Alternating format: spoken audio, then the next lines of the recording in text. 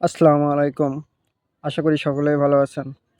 তো আজকে ৮ তারিখ ভূমি অধিদপ্তরের একটা মিটিং ছিল এবং আলোচনা সভা ছিল। আ তার প্রধান বিষয় ছিল যে পরীক্ষা তারা কত তাড়াতাড়ি কার্যক্রম শেষ করবে এবং পরীক্ষা কবে থেকে শুরু করবে। এছাড়াও ইত্যাদি আলোচনা ছিল।